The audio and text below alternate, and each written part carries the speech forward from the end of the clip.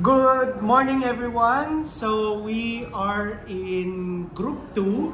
Is that correct? Yes. So I would like to orient you before we start. Number 1, I would like to get your consent in filming the process of your defense, and I would like to validate that by individually answering if you consent with the taking of the video. Yes? Yes. Yes? Yes? Yes? Yes. Okay. Number 2, the defense will be divided into 2 parts. The first part will be your presentation, the slide presentation, which will be given 10 minutes of duration, and then after your presentation, you will be given time to answer questions. So my advice to you is that make sure that you answer at least 1 question during the process. And then after that, I will be leaving the floor to you. So you may use either straight English, Tagalog, or Tagalog English. Whatever medium you are comfortable with, that is okay. And make sure that the volume of your voice is sufficient to be heard. Okay, good luck, Group 2. You may now start. Good day, Mr. Doc Padama, and good day, Ms. K. Padama. We are the second group, and we will be presenting to you our research paper with our title, The Impact of Mental Health Problems to Senior High School Students' Well-Being at ACLC College of Manila. Before we start, allow us to introduce ourselves one by one. Starting with myself, I am Aubrey Juliana G. Favero. I am Hannah Eunice B. Katubay. I'm Marilyn K. Barrera. I'm Maria Isabel Del Rigon. I am Rock Damian. I am Nina Gamoa. I am Sandra. I'm Elena Del Palomino. And I'm Roland Cameron. And to officially start, I would like to call on Ms. K. Barrera to present our introduction.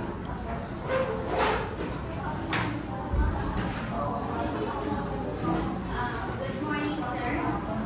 This past few years, as we all know, mental health has become a biggest concern for every individual, especially teenagers.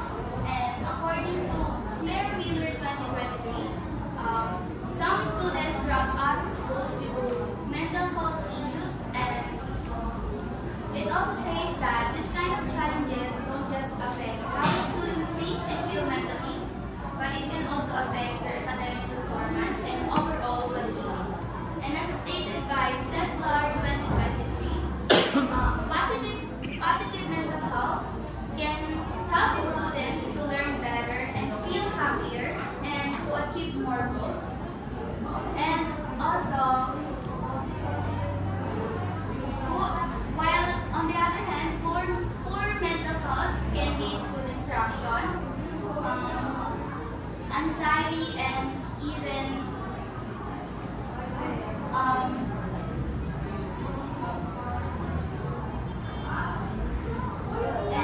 academic failure. That's why some schools is now prioritizing their students.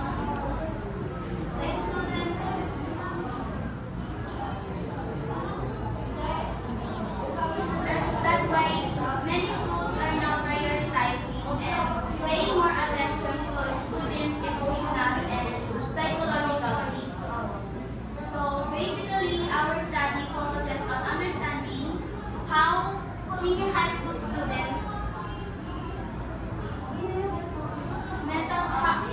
So basically, our study focuses on understanding how mental health problems affect senior high school students at ACLC College of Manila, especially in terms of their well-being. Even though the research is limited to this group, we believe that the findings can still provide helpful insights or advice for other people who's also facing the same challenges. And next, let's present the background of the study. Ms. Pakuti.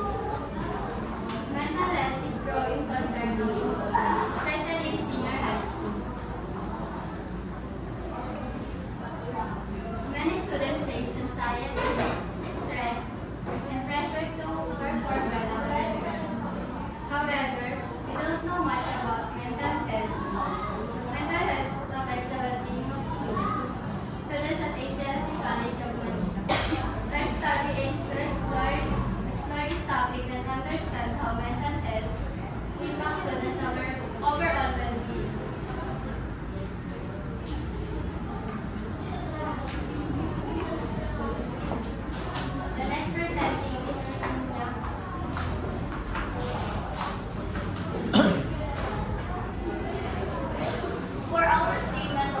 problem, our study quantitatively seeks to investigate in what ways the main reasons were when and in what ways does the mental health problems. Starting with the demographic profile of the respondents, along with the how does the ACLC Manila campus implemented the mental health awareness in terms of the following, and also how does the following factors impact the students' well-being, with the last question of what are the suggested activities that handles your mental health problems. For the next presenter of the significance of the study, I would like to call Ms. Ocpabra and Ms. Carado.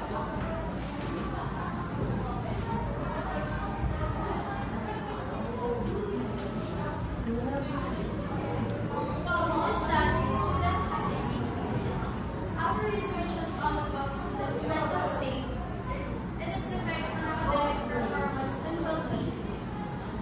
And the students will be the researchers as parents. This is also a way to acknowledge and become knowledgeable to their mental state. Next, teachers. As we know, some teachers in this experience will take struggles and some possibilities of life, including mental health issues. This research will benefit teachers to have an idea on how much pressure their students are facing. What is the status of their mental health and what advices and effective measures he or she need to implement. Next, parents. As they are the one who knows their attitudes and behaviors, they are the one who are mostly handling. This research will be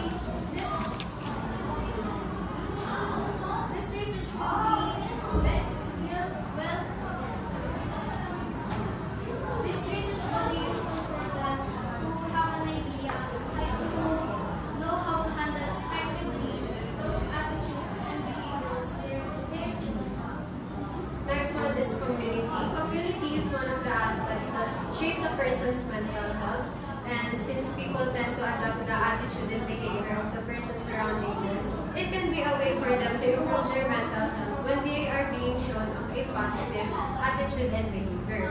Next is the researchers. Our paper provides knowledge and information for other researchers who are also conducting the same topic and who are also seeking answers and solutions for their problems or for their paper. Next is the future researchers. Our paper benefits future researchers who might take a liking on our topic, and again, our paper provides knowledge and information for those future researchers, and also a deeper understanding about our variables. And it can also be a way for those future researchers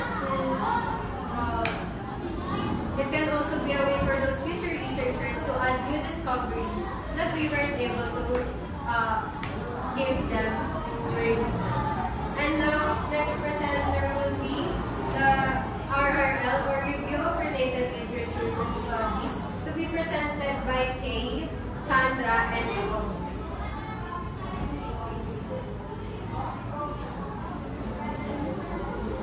Anyway, I've already heard the two of you present earlier, right? Can you go to the method of the study so that you will not consume all of your time?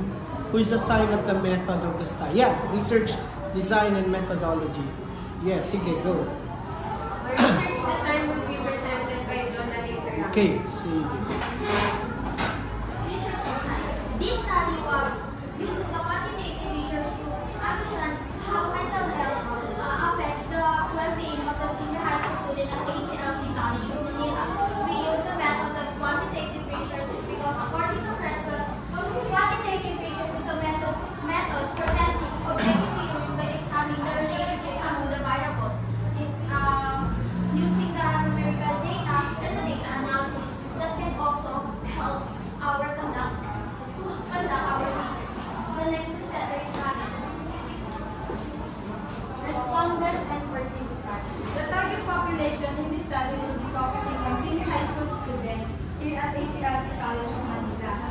convenient sampling.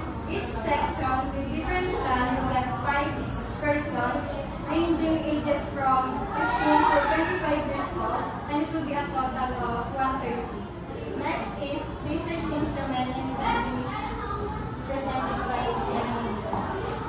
The research instrument is to obtain the certificate of mental health well-being senior high school students at TCLC College of Manila. The aim of our mission to understand how affect the mental health and well-being of senior high school students at TCLC College of Manila. The first is the collection through demographic profile, the age, gender, and the grade level, and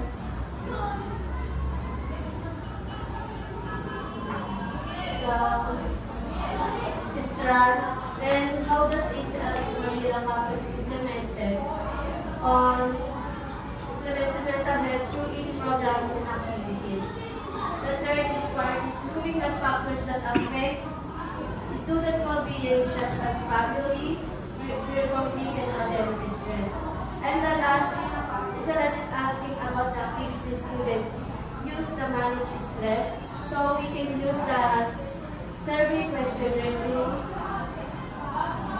to collect the data for responses leading to ensure internet consistency and data collection. The next presenter is Liana.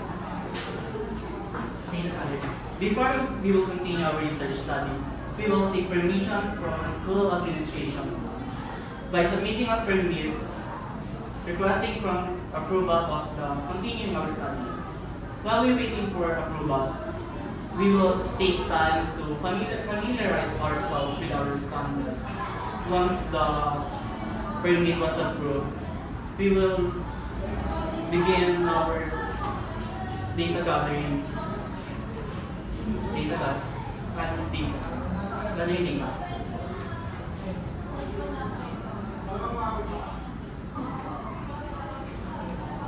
By using survey question.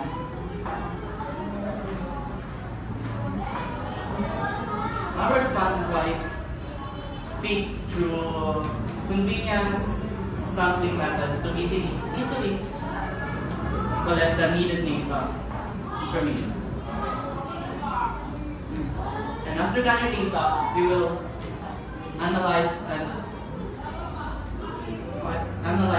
the result to complete and finalize our study.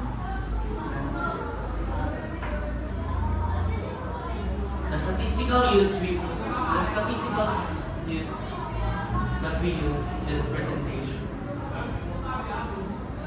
to analyze, to interpret the gathered data.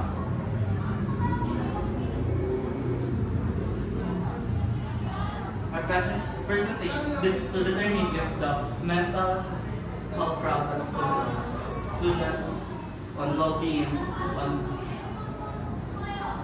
TCLC College of Manila. Percentage is part of our total times 100, equal to 100%. 80 per ton. You're done. Okay, sige. Thank you very much. So, thank you very much for your presentation. It is now time for your question and answer. I will be calling all of you and make sure you listen to the question. Answer the question directly. So, do not go on other topics. If it is answerable by yes or no, just give your answer directly. Okay? So, the first question, I would like to give it to your focal person, who is your leader, Fabro. Okay. So, can you again present your title, Ms. Fabro, and then the reason why you chose this title? Our research title is The Impact of Mental Health Problems to Senior High School Students' Well-Being at TCLC College of Manila. And yung reason naman po kung bakit po pinili namin itong research title na to is because alam po namin na mayroong mga students na kinikimkim lang po yung mga problema nila regarding sa mental health. nila and hindi po nila nalalabas na maayos. That's why we conducted this study to get to get different opinions about our respondents and to find what can we do for them. Okay. So, thank you very much. Again, second question regarding the significance of the study. So, who can answer? Anyone, you have to step forward and then introduce yourself. Who will be the beneficiaries of this study? Sige, go. Good morning, sir. My name is Vika Tubay. In this study, the following will benefit from this is students, teachers, parents, community, researchers, and future researchers by its contribution to understanding, awareness, and improvement of mental health among students. Will all of them really benefit from your study? Yes. Yes. Every one of those you mentioned, all of them are considered as persons, people, right? Can an institution be a beneficiary of your study? Can a school? Yes, po. Yes. Is it included in your beneficiary? None. Why? Hindi ba magbe-benefit si school sa inyong research? Yes or no? Yes. So my recommendation, include ninyo kung sino man yung school na yun. Okay, sige. Thank you. Next, how about method? Who can answer? What was the method used in your study? Ano surname mo? Katubay po. Katubay. Okay, sino? Yes, sige, go. Yes. The method used in your study. The method we use in our study is quantitative. Quantitative what? Quantitative research using survey questions. What is that? What is quantitative?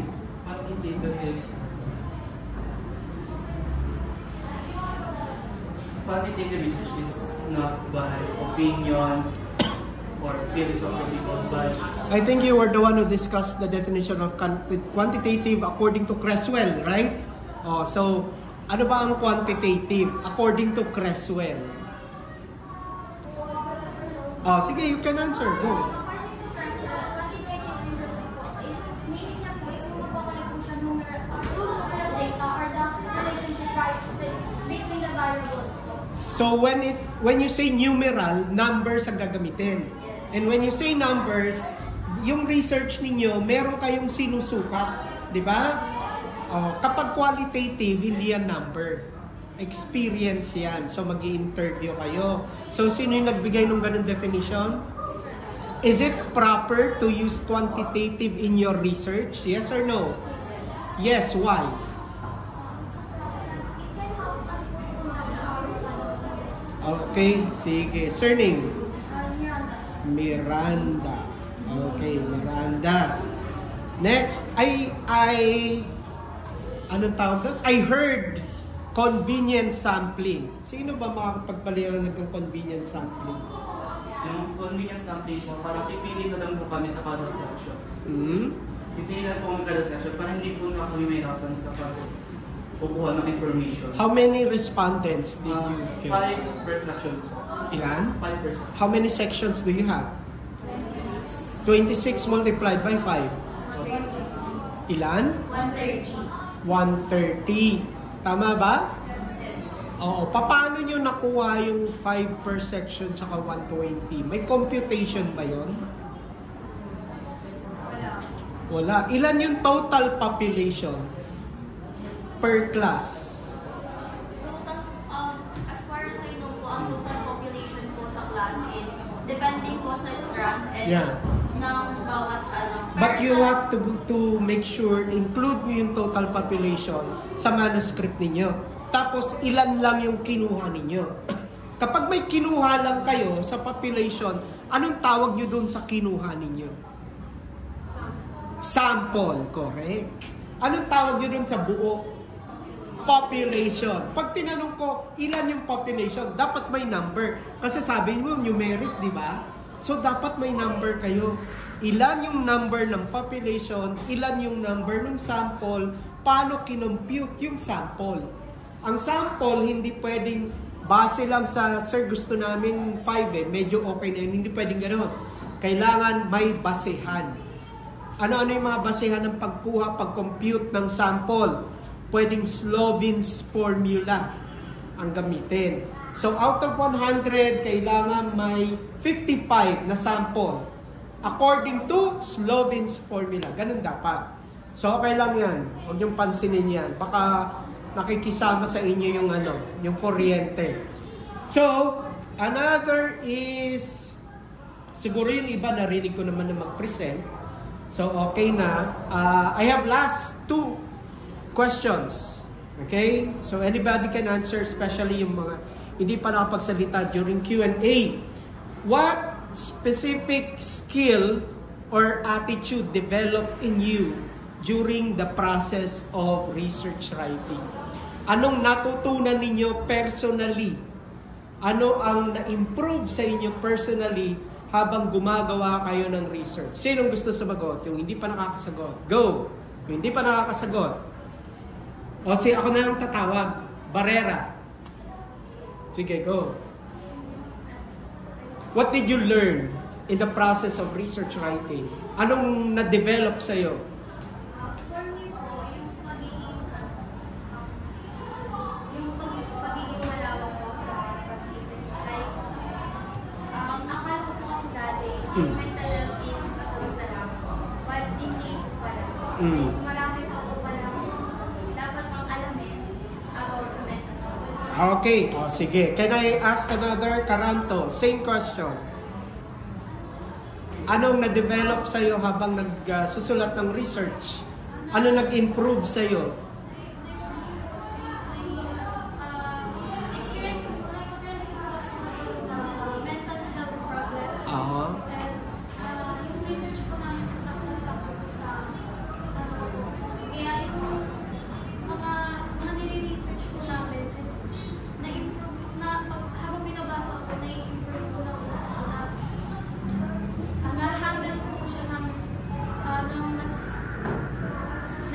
po siya ng mas maayos na. Okay, sige. Okay na, Karanto. And one more, Dianca. Same question din po. Ikaw ba, Dianca? Yes. Okay na yan, Dianca. Sige. Facultila. Nasa? Okay. Same question. Yung mental health. Hindi. Anong na-develop sa'yo? Wala? Wala? Oh, meron. Sige. Nagagampanan ko na po ng mga Ang alin? mga struggles.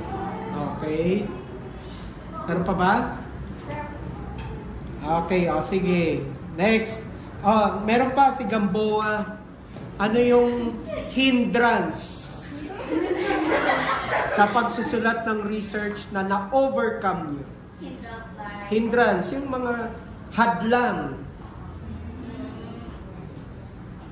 Saan kayo nahihirapan at paano nyo ito na-overcome?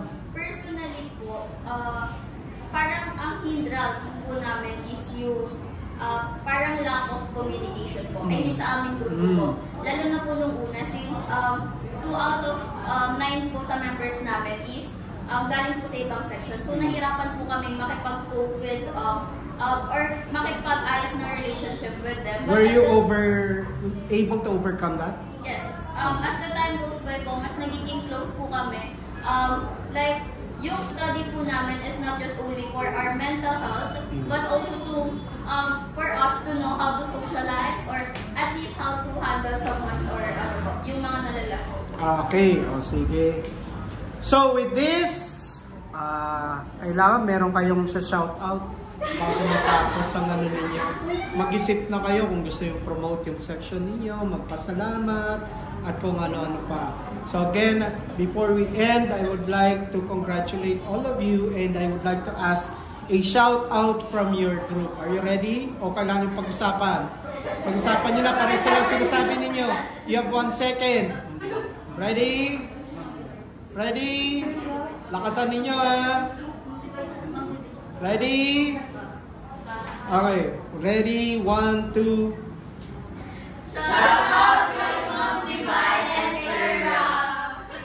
Okay, congratulations.